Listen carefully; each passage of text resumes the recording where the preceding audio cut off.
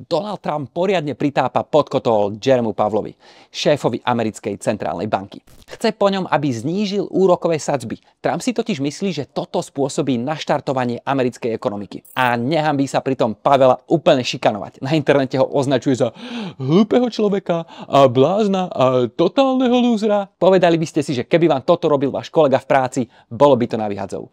Tu je to ale práve naopak. Vyhadzov hrozí zhodou okolností práve Powellovi. A to ten zvyšovať nechce.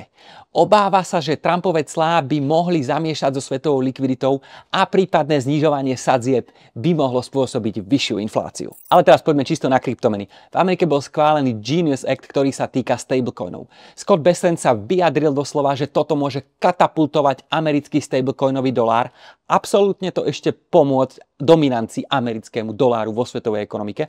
A navyše podľa nej, hodnota stablecoinov sa môže kľudne do roku 2028 aj strojnásobiť. Komu to pomáha?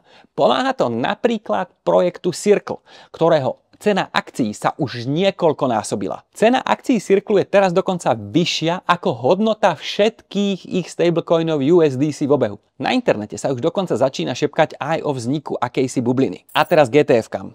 Analytici Bloombergu upozorňujú, že podľa nich ďalšie kryptomeny majú obrovskú šancu na to, aby získali schválené ETF-ka v Amerike.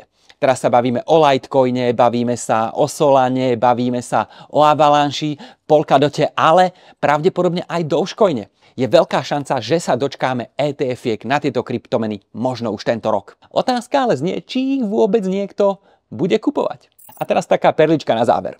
Povráva sa, že Reddit by mohol začať spolupracovať s WorldCoinom, známym kryptomenovým projektom Sama Altmana. Reddit by mohol začať využívať ich World ID preto, aby určil, či sú jeho používatelia naozaj živé bytosti, alebo sú to len boti. To ma naozaj nikdy napadlo, že môj obľúbený subreddit o poľských pesničkách z 90. rokoch teraz bude naozaj po mne chcieť, aby som dokázal, že som človek. A to je pre tento týždeň všetko. Či už sledujete ETF-ka, alebo vás zaujíma vývoj v stablecoinoch, alebo by ste chceli vidieť naživo súboj Trump versus Jeremy Powell v ringu, nezabudnite nás sledovať, aby vám nič neuniklo. To by som dal po česky.